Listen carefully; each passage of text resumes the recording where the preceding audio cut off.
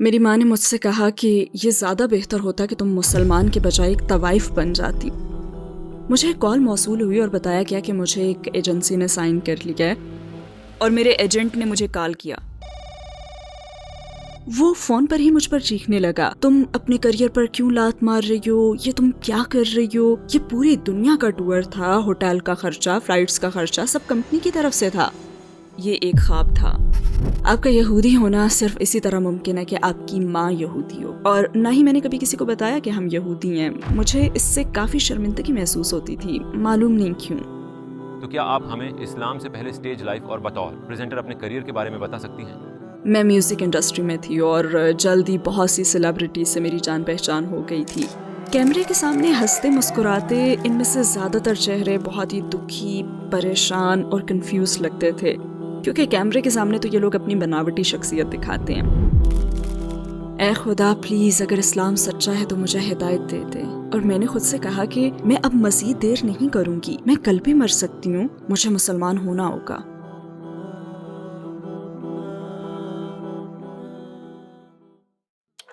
اگر آپ کے پاس صرف ایک دعا ہو جس کے بارے میں یقین ہو کہ ضرور قبول ہوگی تو وہ کون سی ہوگی؟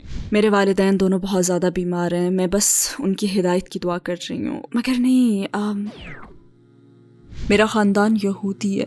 میرے والد نے اپنی موت سے چند دن پہلے شہادت پڑھی، اللہ ان کی روح پر رحم فرمائے، آمین۔ السلام علیکم سسٹر خلیلہ لسٹر، ہماری دعوت قبول کرنے کا بہت شکریہ۔ ہمیں آپ کو اپنے ساتھ ٹورڈز ایٹرنیٹی میں دیکھ کر بہت خوشی ہو رہی ہے۔ میرا پہلا سوال یہ ہے کہ خلیلہ لسٹر کون ہے؟ کیا آپ اپنا مختصر تعارف کروا سکتی ہیں؟ وعلیکم السلام۔ میں نارتھ ویسٹ لندن میں پیدا ہوئی اور میری پرورش ایک ایسی فیملی میں ہوئی جس کا تعلق پرفارمنگ کی دنیا سے تھا۔ میری گریٹ آنٹ نے یو کے میں بہت سی تھیٹر کمپنیاں شروع کی جن کی وہ آنر تھیں۔ میرے کزن کو سونی نے سائن کیا تھا۔ تو یہ تھی ہماری زندگی اور میرے ارد گرد کے لوگ۔ تو میں بہت ہی چھوٹی عمر میں اسٹیج اسکول چلی گئی تھی۔ میں شروع سے ہی پرفارمنگ تھی۔ پھر جب ٹین ایج میں آئی تو میں سرکش سی ہو گئی۔ مجھے لگتا تھا کہ میں تو کسی اور ہی دنیا کی ہوں اور شاید میں اپنا آپ جاننے کی کوشش میں تھی۔ پھر میں نے گھر چھوڑ دیا، 14 سال کی عمر میں نے اسکول بھی چھوڑ دیا اور مختلف قسم کے لوگوں سے دوستانہ تعلقات ہوئے۔ مگر ظاہر ہے یہ کوئی سیدھا سادہ سا سفر نہیں تھا، یہاں پہنچنے تک مجھے لمبا عرصہ لگا۔ عقیدے کے لحاظ سے آپ کی زندگی کیسی تھی؟ آپ کا کس پر ایمان تھا؟ میری فیملی یہودی تھی، ہم بالکل بھی مذہبی نہیں تھے اور مجھے مذہب کی تو کوئی سمجھ ہی نہیں تھی۔ میرے ماں باپ دونوں ہی اگنوسٹک تھے اور وہ مذہب کو نہیں مانتے تھے۔ گھر میں سور کھاتے ہوئے بڑے ہوئے ہم، جو کہ بالکل ہی یہودیت کے خلاف ہے۔ ہم کرسمس مناتے تھے اور ہم حقیقت میں یہودی مذہب کا کوئی بھی تہوار نہیں مناتے تھے، لہٰذا میں نے خود کو کبھی بھی یہودی محسوس ہی نہیں کیا اور نہ ہی میں نے کبھی کسی کو بتایا کہ ہم یہودی ہیں۔ مجھے اس سے کافی شرمندگی محسوس ہوتی تھی، معلوم نہیں کیوں۔ اگرچہ میں اب اس پر غور کرتی ہوں مگر ایک لمبا عرصہ مجھے اپنے اس ورثے پر کوئی فخر نہیں تھا۔ میرا یہودی مذہب پر یقیناً کوئی ایمان نہیں تھا اور میں نے عیسائیت پر بھی غور کیا مگر میں اسے بھی بالکل نہیں سمجھ سکی۔ میں سمجھ ہی نہیں سکی کہ 3 خدا ایک کیسے ہو سکتے ہیں۔ میرا واقعی ایک خدا پر ایمان تھا اور میں اسے پکارتی بھی تھی۔ ہاں شاید مجھے یاد ہے جب حالات بہت خراب تھے، جب میری ایک دوست نے خودکشی کر لی تھی اور میری زندگی میں اور بھی بہت سی بڑی مشکلات تھیں، تو میں ہمیشہ خدا کو پکارتی تھی مگر مجھے آئیڈیا نہیں تھا کہ میں کسے پکار رہی ہوں۔ تو کیا آپ ہمیں اسلام سے پہلے اسٹیج لائف اور بطور پریزنٹر اپنے کریئر کے بارے میں بتا سکتی ہیں؟ میں میوزک انڈسٹری میں تھی اور اس فیلڈ میں کام کرتے رہنے سے جلدی بہت سی سیلیبریٹیز سے میری جان پہچان ہو گئی اور اس طرح پھر میں BBC 1 ایکسٹرا، کیش FM تک جا پہنچی۔ میں ریڈیو شوز میں کافی بڑی پریزنٹر تھی اور بہت بڑی بڑی سیلیبریٹیز کو ہوسٹ کرتی تھی۔ میں ہزاروں آڈینس کے سامنے اسٹیجز پر جاتی تھی اور یہی میری کمائی کا ذریعہ تھا۔ یہ کمائی بہت کم عمری سے ہی شروع ہو گئی تھی۔ بظاہر یہ بڑی پرکشش سی زندگی تھی مگر حقیقت میں ہر چمکنے والی چیز سونا نہیں ہوتی اور میں نے جلد ہی اسے چھوڑ دیا۔ تو آپ نے بتایا کہ آپ نے سیلیبریٹیز کے ساتھ کافی وقت گزارا، ہمیں ان کی زندگی باہر سے بڑی پرکشش اور گلیمر سے بھرپور لگتی ہے، کیا حقیقت میں بھی ان کی زندگی ایسی ہی ہوتی ہے؟ اور کیا اس حوالے سے آپ کے سامنے کوئی دلچسپ واقعات آئے؟ میرے خیال میں یہی وہ دلچسپ چیز ہے جو میری پوری زندگی بدلنے کا ذریعہ بنی، کیونکہ میں پرفارمنگ کی دنیا میں تھی اور ان لوگوں کو مسلسل قریب سے دیکھا جنہیں آپ اسکرین پر دیکھتے ہیں۔ یاد رہے کہ اس وقت ہمارے پاس انسٹاگرام نہیں تھا بلکہ وہ پیپراٹسی یا ٹی وی پر انٹرویوز کا زمانہ تھا، مگر انہیں اور ان کی زندگی کو دیکھ کر آپ کو لگتا ہے کہ یہ ڈریم لائف گزار رہے ہیں، ان کے پاس کاریں ہیں، دولت ہے، یہ کامیاب لوگ ہیں اور ان کے پاس تو بس دنیا کی ہر نعمت ہی موجود ہے۔ آپ کے خیال میں ساری دنیا ان کی مٹھی میں ہوتی ہے۔ مگر میں نے پارٹیز کے بعد ہمیشہ دیکھا کہ کیمرے کے سامنے ہنستے مسکراتے ان میں سے زیادہ تر چہرے بہت ہی دکھی، پریشان اور کنفیوزڈ لگتے تھے۔ میں جب ان سے پوچھتی کہ آپ خوش کیوں نہیں ہیں، آپ تو سب کچھ پا چکے ہیں، تو وہ جواب دیتے کہ مجھے نہیں لگتا کہ میں پا چکا ہوں اور شاید میں ابھی بھی دوسروں سے پیچھے ہوں۔ ان میں سے کوئی نہیں سمجھتا کہ وہ زندگی میں کامیاب ہے، بس انہیں لگتا ہے کہ وہ کامیابی سے قریب ہیں اور وہ اسے بس ایک بیرونی زاویے سے دیکھتے ہیں۔ اور تب میں یہ سوچتی کہ اگرچہ میں کافی کم عمر تھی، مگر میں ہمیشہ یہ سوچا کرتی تھی کہ یقیناً اس سے آگے بھی کوئی زندگی ہوگی۔ یہ کیسے ہو سکتا ہے کہ یہ لوگ جنہیں ہم اپنا آئیڈیل بناتے ہیں، یہ لوگ جن کی ایک جھلک کے ہم منتظر رہتے ہیں، وہ اب بھی خوشی محسوس نہیں کر رہے؟ اور شاید مجھے جلد ہی اس کا یہ جواب بھی مل گیا کہ کیمرے کے سامنے یہ لوگ بس اپنی بناوٹی شخصیت دکھاتے ہیں، وہ ڈھونگ کرتے ہیں، وہ اپنے کردار ایسے پیش کرتے ہیں جیسے کہ لوگ انہیں دیکھنا چاہتے ہیں، لہٰذا اندر سے وہ خود کو مکمل محسوس نہیں کرتے۔ مجھے ایک پارٹی کے بعد کا واقعہ یاد ہے، میں نام نہیں بتاؤں گی اگرچہ مجھے معلوم ہے، مگر اتنی بڑی ہپ ہاپ انڈسٹریز میں وہ بہت بڑی سیلیبریٹیز تھے جو کسی سڑک سے گزر جائیں تو لوگ خوشی سے چیخنے لگتے ہیں، ان کے ساتھ تصویریں بنواتے ہیں۔ مجھے یاد ہے ایک مرتبہ چہل قدمی کے دوران وہ ایک جگہ بیٹھ گئے اور وہ بالکل ٹوٹ چکے تھے۔ وہ ایک میل سیلیبریٹی تھے اور انہیں دیکھ کر لگتا تھا جیسے وہ زندگی سے ہار مان چکے ہیں۔ شاید میری عمر اس وقت 16 سال تھی اور مجھے یاد ہے کہ وہ چیخ کر مجھے بتا رہے تھے کہ شیطان نے انہیں گھیر رکھا تھا، اور وہ واحد شخص جس نے شیطان کو بھگایا وہ میں تھی۔ مطلب میری بیٹی بھی تم سے زیادہ بڑی ہے، یعنی میں اس وقت ایک بچی ہی تھی، اور یہ ایک بڑی عمر کا شخص جسے دیکھ کر ہم اس کی شخصیت میں کھو جاتے ہیں، وہ یہاں بیٹھا چیخ رہا ہے اور اپنا ذہنی توازن کھو رہا ہے۔ اور میں نے اس لمحے سوچا تھا مجھے یہ زندگی نہیں چاہیے، میں نے اسے فرار کا راستہ بنا رکھا ہے۔ اور تب مجھ پر پوری طرح ظاہر ہو گیا کہ ہاں ان کے پاس ٹیلنٹ ہے اور یہ کامیابیاں سمیٹ چکے ہیں، مگر پھر بھی یہ اندر سے دکھی ہیں، جس کا ان کے پاس بھی کوئی حل نہیں ہے۔ ان کا اندر اب بھی خالی ہے جسے ساری دنیا کی دولت بھی بھر نہیں سکتی۔ شاید یہی میری زندگی کا بہت ہی اہم لمحہ تھا، اور اس کے فوراً بعد میں نے اپنی حقیقت تلاش کرنے کا سفر شروع کیا۔ کیا میں پوچھ سکتا ہوں کہ آپ کی جاب کیا تھی؟ آپ کی عمر صرف 16 سال تھی، مگر آپ ان سیلیبریٹیز سے کافی قریب تھی۔ آپ کا پروفیشن کیا تھا؟ میں بول چال میں بڑی ماہر تھی، لہٰذا مجھے اسٹیج پر ان کی میزبانی کے لیے چنا گیا تھا، اور میرا انداز یہ ہوتا تھا کہ اور اب ہمارے سامنے آئیں گے، اور میں ان کی بایوگرافی بتاتی اور اسی طرح کی باتیں کرتی تھی۔ میں پس منظر میں رہ کر ایونٹ مینجمنٹ میں بھی شامل ہوتی تھی، ایک پی اے کے طور پر نہیں بلکہ ایونٹس کو اچھا بنانے کے لیے، اور یہی میرا کام تھا۔ میں چھوٹی تھی مگر مجھے فوراً ہی کام پر رکھ لیا گیا تھا، شاید اسٹیجز میں میری فیملی بیک گراؤنڈ اور میرے جوش کو دیکھتے ہوئے، اور میں شاعری بھی کرتی تھی جو میں کبھی کبھی پرفارم بھی کرتی تھی۔ تو پرفارمنگ کی دنیا میں بہت سی مختلف چیزیں کر رہی تھی اور میں آگے بڑھ رہی تھی، اور میرے بس اونچے اونچے خواب تھے اور میں ترقی کے سفر میں بلندی کو چھونا چاہتی تھی۔ کس چیز سے آپ کو اپنے عقیدے پر اعتراض پیدا ہوا؟ آپ نے کہا کہ آپ پر اس سیلیبریٹی کا اثر ہوا تھا، اور کیا کوئی واقعہ یا پھر کوئی سوچ اس کی وجہ بنی؟ ایسا کب ہوا تھا؟ جب میں صرف 13 سال کی تھی تو میرے دادا کا انتقال ہوا۔ ہمیں بہت اپنائیت تھی، اور میرے خیال میں اس دوسرے واقعے سے پہلے ان کی وفات کا یہ پہلا اثر انگیز واقعہ تھا۔ یہ بڑا ہی دردناک لمحہ تھا، کیونکہ جب آپ کا آخرت پر ایمان نہ ہو اور کوئی مر جائے تو جیسے سب کچھ ختم ہو جاتا ہے۔ مجھے لگتا تھا جیسے میرے سر پر ایک بڑا سا کالا گڑھا ہو، اور مجھے کچھ معلوم نہیں تھا کہ وہ کہاں چلے گئے ہیں، کیا وہ مجھے سن سکتے ہیں، اور بس ایسے بہت سے خیالات تھے، اور میں سوچتی تھی کیا وہ یہاں بس مر کر ختم ہو جانے کے لیے آئے تھے۔ اور میرے خیال میں یہی وہ پہلا موقع تھا جب میں نے تقریباً 13 سال کی اس عمر میں گہرائی سے سوچا کہ یقیناً میری حیثیت اس سے بڑھ کر ہوگی۔ مگر ان دنوں میں سرکش طبیعت کی مالک تھی، گھر چھوڑ کر یہاں وہاں بھٹک رہی تھی اور اپنا ڈریم کریئر بنا رہی تھی۔ پھر جب میں بڑی بڑی سیلیبریٹیز کے ساتھ تھی تو دوبارہ اس پر سوچا، اور ایک بار پھر اس بات نے مجھے جھنجھوڑ کر رکھ دیا، اور مجھے یہ احساس ہوا کہ ان چیزوں سے خوشی نہیں ملتی، ضرور کسی نہ کسی چیز کی کمی ہے۔ پھر میں نے عقیدے پر سنجیدگی سے غور شروع کیا۔ میرا دل کسی بھی عقیدے کے بالکل خلاف تھا، مگر پھر بھی میں نے بہت سے مذاہب کو پرکھا، مگر اسلام پر کبھی غور نہیں کیا، کیونکہ یہ مجھے بہت ہی اجنبی سا لگتا تھا۔ اسلام کے بارے میں آپ نے پہلی مرتبہ کب سنا؟ اسلام سے آپ کا پہلا تعارف کب ہوا؟ اس وقت میری ایک بہترین دوست تھی ساؤتھ ویسٹ لندن میں، جس کے ساتھ میں رہ رہی تھی۔ ہمارا تعلق بہت مرتبہ تقریباً ایک ہی فیلڈ سے رہا تھا، ہم نے ساتھ کام کیا، اور وہ مسلمان ہو گئی تھی، اور مجھے یہ بھی نہیں معلوم کہ وہ کیسے مسلمان ہوئی، بس مجھے اس کی کہانی نہیں معلوم کہ کس بات نے اسے اسلام پر آمادہ کیا تھا، مگر وہ مسلمان ہو گئی تھی اور اس نے مجھے بتایا بھی نہیں تھا کہ وہ اسلام پر غور کر رہی تھی۔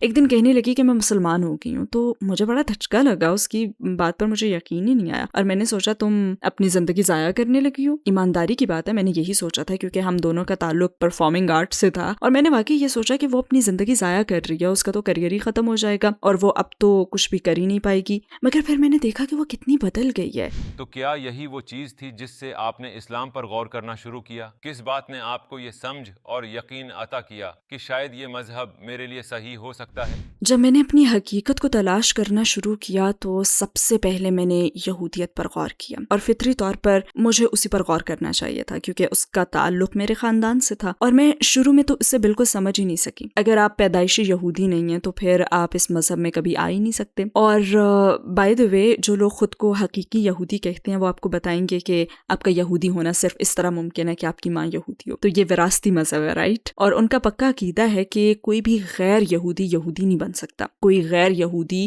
یہودی مذہب قبول نہیں کر سکتا۔ تو تب میں نے سوچا کہ اتنے بہت سے خوبصورت کلچرز اور انسانوں کی نسلیں اور دنیا میں ان دولت مند اور خوبصورت لوگوں کو صرف جہنم میں جانے کے لیے کیوں بنایا گیا ہے؟ یہ بات مجھے سمجھ نہیں آ سکی، میں اسے سمجھنا بھی نہیں چاہتی تھی۔ لہٰذا میں نے دوبارہ عیسائیت پر غور شروع کیا۔ میرا دل ہمیشہ سے خدا کا تصور مانتا تھا، اگرچہ مجھے معلوم نہیں تھا کہ خدا کون ہے۔ میں نہیں سمجھ سکی کہ تین ایک ایسے ہو سکتے ہیں، وہ مر گئے مگر پھر بھی زندہ ہیں۔ میرا دماغ یہ نہیں سمجھ سکا۔ آخرکار جب وہ مسلمان ہوئی تو اس نے مجھے سمجھانا شروع کیا۔ وہ بنیادی چیز جس نے مجھے متاثر کیا وہ یہ تھی کہ کوئی بھی شخص مسلمان ہو سکتا ہے، چاہے اس کا تعلق پھر کہیں سے بھی ہو، چاہے اس نے کتنے ہی گناہ کیوں نہ کر رکھے ہوں۔ اور مجھے یقین ہو گیا کہ یہی وہ مذہب ہے جو آپ کو جج نہیں کرتا، جو بھی ایک خدا کو مانتا ہے اور تمام پیغمبروں اور رسولوں پر ایمان رکھتا ہے تو یہ اس کو اپنے دامن میں جگہ دے دیتا ہے۔ میں نے بس سوچا کہ یہی سچا مذہب ہو سکتا ہے اور اسے ہی سچا ہونا چاہیے۔ بھلا خدا ہمیں جہنم کی آگ میں جلانے کے لیے کیوں پیدا کرے گا؟ وہ کون سی چیز تھی جس نے آپ کو مسلمان ہونے کے لیے آخری قدم اٹھانے پر آمادہ کیا؟ میں نے خدا کو پکارنا جاری رکھا، یہاں تک کہ میں اپنی دوست کے ساتھ فجر کے لیے بھی اٹھتی تھی کیونکہ میں اسی کے ساتھ رہ رہی تھی، اور وہ مسلمان ہو کر فجر کی نماز پڑھتی تھی، وہ وضو کرتی تھی اور میں اس کے پیچھے بس بیٹھ جاتی تھی، اپنے ہاتھ اوپر اٹھاتی اور میں بس یوں کہتی تھی کہ اے خدا پلیز اگر اسلام سچا ہے تو مجھے ہدایت دے دیں، اور میں اس سے کوئی آسمانی اشارہ مانگتی تھی، مجھے بس کوئی اشارہ چاہیے تھا۔ اللہ جانتا ہے کہ کس شخص کو کس انداز سے ہدایت دینی ہے۔ اور پھر مجھے خواب آیا اور اس خواب نے مجھے اندر سے ہلا کر رکھ دیا۔ خواب یہ تھا کہ کسی جگہ مسلمان ہونا غیر قانونی تھا اور میں مسلمان ہو گئی تھی، اور میں اور دوسرے کافی لوگ جیل میں تھے کیونکہ ہم مسلمان ہو گئے تھے اور ایسا کرنا مکمل جرم تھا، لہٰذا ہم لاک اپ میں تھے اور جیل بڑی بڑی بندوقوں والے گارڈ سے بس بھری ہوئی تھی۔ وہ بہت ہی خوفناک اور بہت اندھیرے والی اور خستہ حال جگہ تھی، وہاں ہر طرف چوہے تھے، اور اگر خوش قسمتی سے کسی کو باہر نکالا بھی جاتا تو وہاں اس کے چہل قدمی کرنے، دوڑنے یا ورزش وغیرہ کرنے کے لیے ایک بڑا سا بس صحن تھا، اور صحن کی دوسری جانب ایک جنگلہ تھا، اور جنگلے کے پیچھے بہت سے مسلمان تھے اور وہ وہاں محفوظ تھے۔ گارڈز انہیں چھو نہیں سکتے تھے، وہ محفوظ تھے۔ ان کے پاس بینرز تھے جن پر لکھا ہوا تھا کہ وہ مسلمانوں کو چھڑوانے کے لیے احتجاج کر رہے ہیں اور وہ محفوظ جگہ پر ہیں، اور وہ چیخ چیخ کر کہہ رہے تھے کہ لا الہ الا اللہ۔ پھر کچھ لوگ فرار ہو کر وہاں پہنچنے میں کامیاب بھی ہو گئے، اور جو وہاں پہنچ جاتا تو وہ آزاد ہو جاتا۔ تو میں سب کو چھڑوانے کے لیے بس منصوبے بنانے لگی، اور صرف خود کو ہی نہیں بلکہ سب کو۔ لہٰذا میں نے سب کو کہا کہ ہمیں نکلنا ہے اور خود کو بدلنا ہوگا، ظاہر کرنا ہوگا کہ جیسے ایسے ہم مسلمان نہیں ہیں۔ اور مجھے یاد نہیں ہم نے کیا پہن رکھا تھا، مگر مجھے باہر نکل کر صحن میں آنا یاد ہے، اور گارڈ سمجھ رہے تھے کہ ہم مسلمان نہیں ہیں مگر سوچ رہے تھے کہ کچھ تو گڑبڑ ہے، یہ کون لوگ ہیں، اور وہ اپنی بندوقوں کے ساتھ ہمارا پیچھا بھی شروع کرتے تھے۔ اور میں بس یہ کہتی ہوں کہ کوئی بھی بات نہ کرے، انہیں پتہ نہیں چل سکتا کہ ہم مسلمان ہیں۔ اور اچانک ہی میرے برابر میں کوئی شخص کہتا ہے الحمدللہ، اور گارڈ سمجھ جاتا ہے کہ ہم سب مسلمان ہیں، اور وہ میری طرف بندوق تان لیتا ہے، اور وہ ایک بہت بڑی بندوق تھی جسے وہ میری طرف کر کے فائر کر دیتا ہے، اور مجھے بالکل ٹھیک ٹھیک یاد ہے کہ میں اسے اپنے ذہن کے پردے پر بہت واضح دیکھ سکتی ہوں کہ گولیاں سلو موشن میں بندوق سے نکلنا شروع ہوتی ہیں، اور اس وقت مجھے احساس ہوتا ہے کہ اللہ ہی مجھے بچا سکتا ہے۔ میں ایک انسان سے کیوں ڈر رہی ہوں جبکہ اللہ موجود ہے، خدا موجود ہے، ہر کام کرنے کی طاقت کس کے پاس ہے؟ تو میں اپنا خوف دور کرتی ہوں اور خدا پر بھروسہ کرتے ہوئے کہنے لگتی ہوں اللہ اکبر، اور میرے ارد گرد ہر شخص چیخنے لگتا ہے اللہ اکبر، اور گولی پلٹ جاتی ہے اور وہ گارڈ کی طرف چلی جاتی ہے۔ ہے. اور خواب کا وہ حصہ جس نے سب سے زیادہ مجھے متاثر کیا وہ یہ تھا کہ میں سانس لیتی ہوں اور ایک ہلکی سہانی تازہ سی ہوا آتی ہے اور وہ ہم سب کو, سارے مسلمانوں کو اٹھا لیتی ہے اور پھر ہمیں اوپر اٹھا کر جنگلے کے دوسرے جانب پہنچا دیتی ہے. اور جب میں جاگی اور میں نے اپنی دوست کو یہ خواب سنایا تو وہ رونے لگی. میں نے اس سے کہا کہ کیا ہوا ہے؟ یہ ذہن میں رکھیں کہ میں نے کبھی قرآن نہیں پڑھا تھا, میں نے کوئی بھی چیز نہیں پڑھی تھی, میں کوئی بھی حدیث نہیں جانتی تھی, میرے پاس کوئی زیادہ علم نہیں تھا, مجھے بس اتنا پتا تھا کہ مجھے اسلام سے پیار ہے. تو اس نے مجھ سے کہا کہ قیامت میں ایک ہوا چلے گی جو مسلمانوں کی روحوں کو بچا لے گی اور انہیں اوپر اٹھا لے گی. تو بس میں سمجھ گئی کہ یہی سچا مذہب ہے. میں اس خواب کی گہرائی کو پوری طرح سمجھ گئی اور میں نے خود سے کہا کہ میں اب مزید دیر نہیں کروں گی, میں کل بھی مر سکتی ہوں, مجھے مسلمان ہونا ہوگا. اور میرے خیال میں ہفتہ بھی نہیں گزرا تھا کہ میں نے کلمہ پڑھ لیا. آپ نے کلمہ کیسے پڑھا؟ کیا آپ مسجد گئی تھیں اور یہ کیسے ہوا؟ آپ نے کیسا محسوس کیا؟ میں بیکر اسٹریٹ اسٹیشن گئی. مجھے ٹرین سے جانا پسند تھا اور میں ٹکٹ بیریئر سے گزری اور مجھے یاد ہے وہ 3 بہنیں بڑے بڑے پھولوں کے ساتھ کھڑی ہوئی تھیں اور انہوں نے مجھے میرا پہلا اسکارف دیا, مجھے اسے پہننے مدد دی اور مجھے ریجنس پارک کی مسجد, بیکر اسٹریٹ مسجد میں لے گئیں جو کہ سینٹرل لندن میں ایک بڑی اور خوبصورت مسجد ہے. میں سیڑھیاں اتر کر امام کے دفتر میں گئی اور انہوں نے مجھے اپنے ساتھ الفاظ دہرانے کو کہا اور یوں وہاں میں نے کلمہ پڑھ لیا اور مجھے ایسا محسوس ہوا جیسے میرا نیا جنم ہوا ہے. مجھے لگا جیسے میرا ہر گناہ, ہر برا تجربہ بس مجھ سے دور ہو گیا اور مجھے زندگی کا ایک نیا پرچہ ملا ہے. ہاں, مجھ میں خوف کا بھی احساس تھا کیونکہ مجھے نہیں معلوم تھا کہ آگے کیا ہوگا, میں کیا کروں گی, میں کہاں جاؤں گی, میری فیملی کا کیا ریاکشن ہوگا. اور خوف کی وجہ یہ بھی تھی کیونکہ جب میں نے کلمہ پڑھا تو امام نے مجھ سے ایمان کے 6 پلرز پوچھے تھے اور مجھے ان کا کوئی آئیڈیا نہیں تھا. تو مجھے محسوس ہوا کہ او میرے خدا, میں مسلمان نہیں ہو سکتی. مگر انہوں نے مجھے کچھ سمجھایا جو آج تک مجھے اچھی طرح یاد ہے, حالانکہ اس بات کو تقریباً 17 سال ہو گئے ہیں. انہوں نے کہا تھا کہ اگر آپ سمندر میں اپنی انگلی ڈالیں تو انگلی پر آنے والا علم کا یہ قطرہ علم کے اس پورے سمندر کا مقابلہ نہیں کر سکتا جو آپ کو اپنی باقی پوری زندگی میں حاصل کرنا ہوگا. آپ علم سیکھنا کبھی نہیں روک سکتی, علم حاصل کرنے کا سفر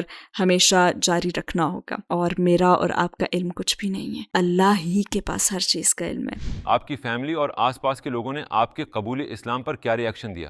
میری بہن جو اس وقت 14 سال کی تھی, میرے مسلمان ہونے کے 1 مہینے بعد وہ بھی مسلمان ہو گئی. ماشاء اللہ تبارک اللہ. میں نے دراصل اسے ایک کتاب دی تھی جس کا نام تھا اسلام کی تصویری گائیڈ, جو اسلام کے تعلق سے سائنس کی وضاحت کرتی ہے. میں بڑی حد تک ایک جذباتی انسان ہوں اور وہ بڑی حد تک عقل پرست ہے. اس سے وہ اس زمانے کے معجزوں کو سمجھ پائی جب سائنس کا وجود بھی نہیں تھا, اور وہ بھی مسلمان ہو گئی. مگر وہ بہت چھوٹی تھی, لہٰذا اپنی والدہ کو مجھے ہی بتانا پڑا کہ میں مسلمان ہو گئی ہوں. اور میری ماں نے مجھ پر کافی چیخ و پکار کی اور مجھ سے کہا یہ زیادہ بہتر ہوتا کہ تم مسلمان کی بجائے ایک طوائف بن جاتی. اور مجھے یقین نہیں آیا کہ اسلام کے بارے میں ان کے یہ خیالات ہیں. حقیقت تو یہ تھی کہ میرے خاندانی رشتہ دار اب بھی کسی حد تک اپنے مذہب پر قائم تھے, لہٰذا ان میں سے زیادہ تر کو میرے مسلمان ہونے پر بڑا دھچکا لگا, لیکن میری اپنی فیملی کا مذہب پر عمل تو نہ ہونے کے برابر تھا. مسلمان ہونے کے بعد آپ کو $1 ملین ریکارڈ کمپنی کے مالک نے جاب آفر کی تھی. آپ نے کیا جواب دیا اور آپ کے اس فیصلے کی کیا وجہ تھی؟